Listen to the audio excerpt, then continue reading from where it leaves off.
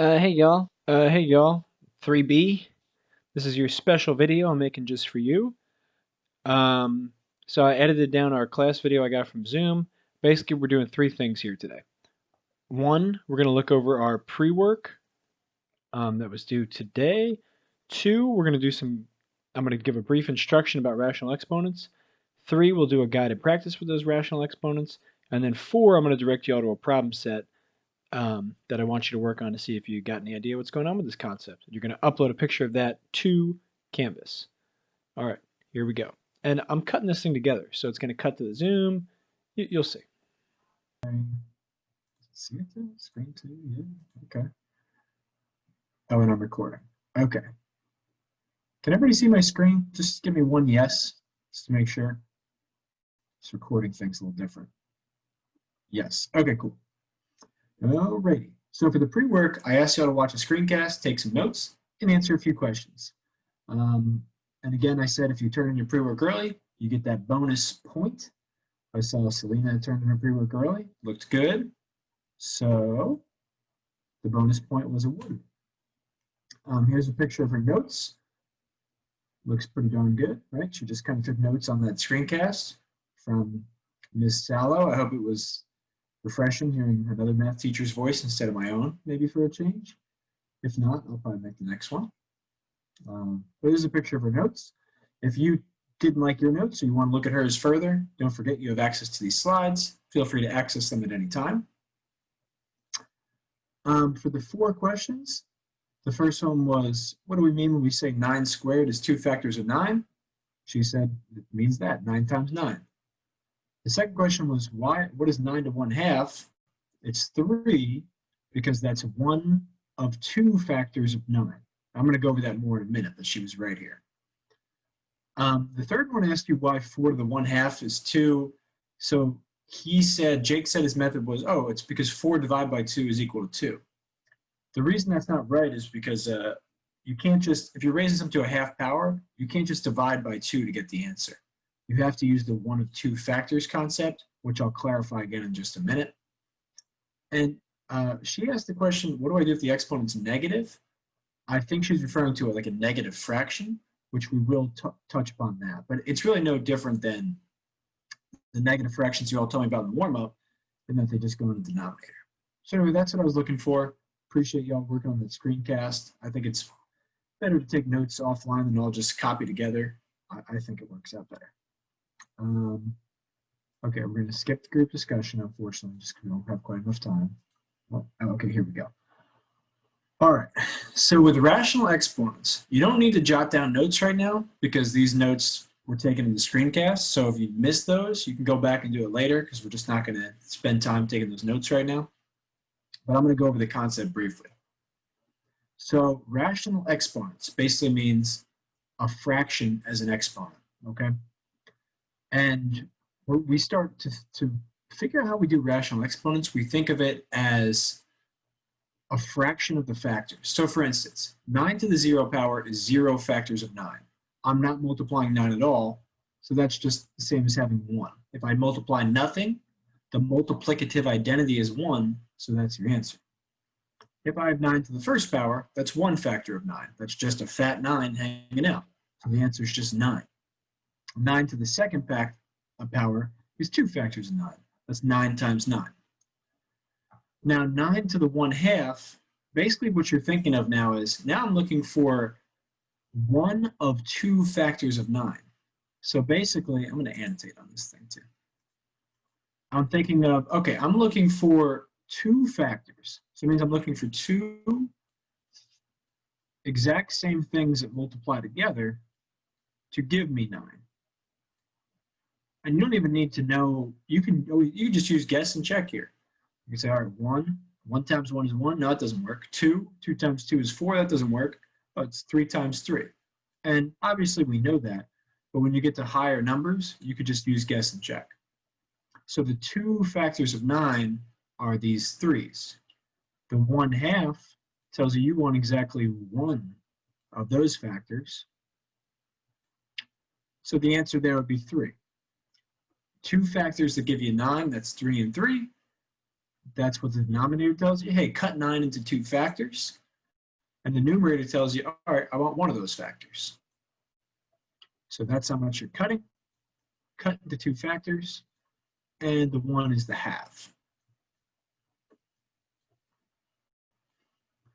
For 9 to the 3 halves, we're going to cut 9 into 2 factors. Okay, so that's, again, 3 times 3. That's equal to 9. And now they want 3 of those factors, but I only have 2. No, that doesn't matter. What matters is the actual number that forms those. Like if you have to cut it in 2, the number you get from doing so. So basically, if I have 3, that's going to be 3 times 3 times 3. I cut 9 into 2 factors, so I know those are 3's. And now I have 3 of that number. So it's 3 times 3 times 3, which is 27. So that's kind of how rational exponents work. Chop your number into that many equal factors. That's the denominator. The numerator tells you how many of those factors to multiply. Now we're going to do some guided practice to, because I know that not everyone, got that concept from my little tutorial there from the screencast. But before we do the guided practice, if anyone has any specific questions, you can put those in chat, or you can just unmute yourself, and I'll give us a minute to think about that and ask any of those questions.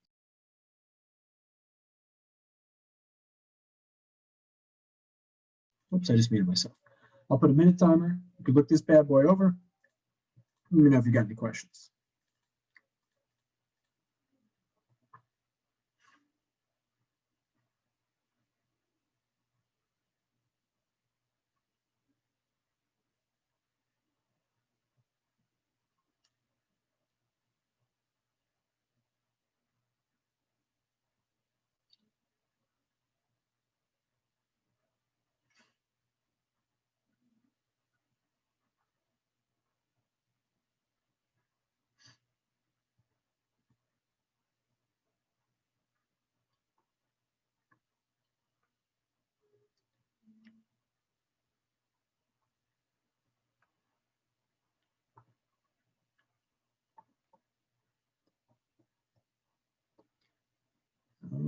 Okay, close enough.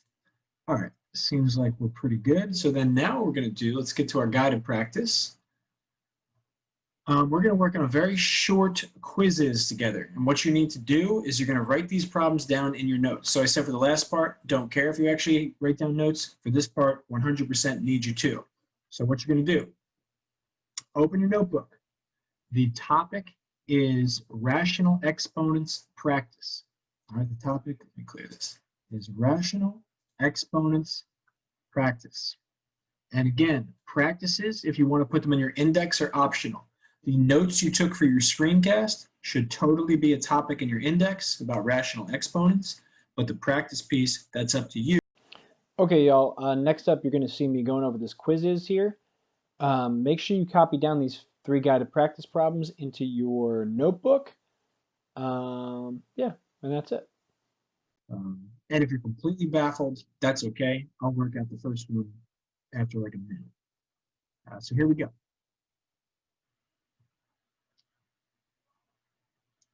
All right, so what happens if I have 9 to the 1/2 power? What is that going to evaluate out to? Make sure you write it down in your notebook too, just to have an example there.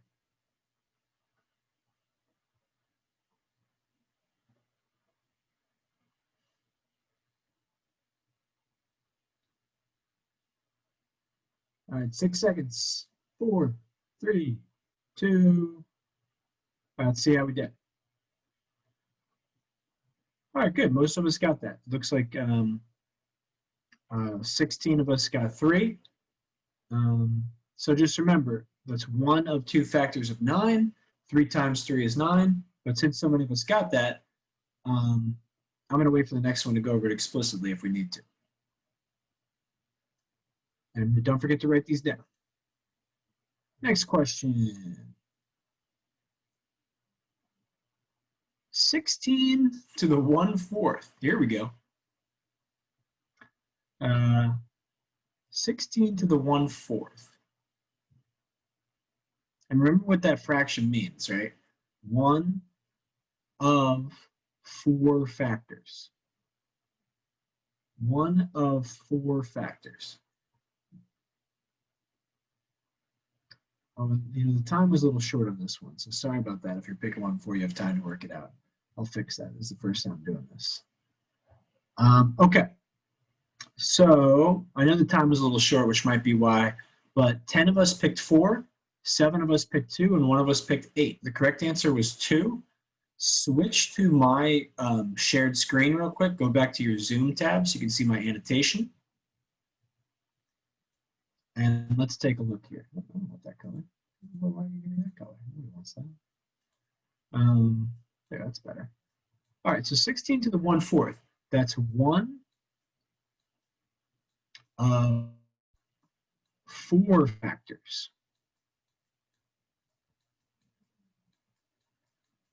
So I'm looking for, sorry, it's such a mess. I'm looking for 4 things, 4 equal numbers that multiply to give me 16. And once I find what makes that true, I just want one of those numbers. So the number that makes that true is going to be 2.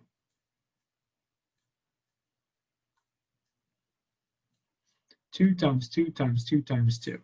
And I'll just tell you, for like these initial ones we're looking at, a lot of times it's 2, 3, 4, 5. It's usually going to be pretty small numbers that are your factors. So 2 times 2 is 4, times 2 is 8, times 2 is 16. So these are my 4 factors. But 16 to the 1/4 means, hey, I just want one of those. So the answer is 2. All right. So denominator tells you how many factors to split.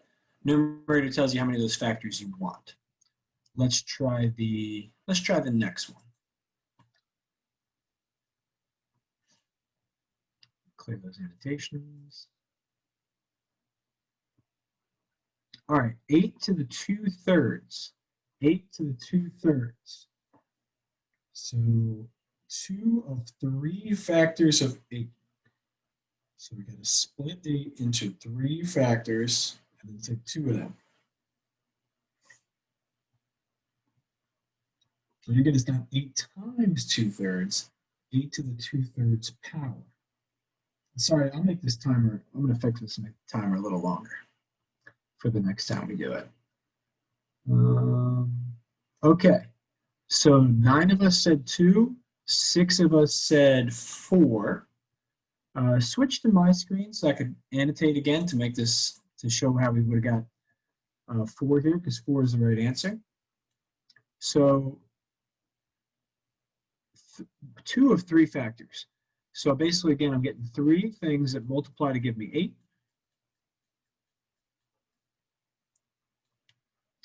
The 3 numbers that make that true is going to be 2. 2 times 2 times 2 is 8. All right, that's the numbers that go in here. But now, the numerator here is 2. So they want 2 of these. And 2 times 2 is equal to 4. All right, which is how we would get 4 here. So those of you who picked 2, you figured out the factors to split it into, but the numerator tells you how many of those factors you actually want to multiply. Okie doke. So what we're going to do now,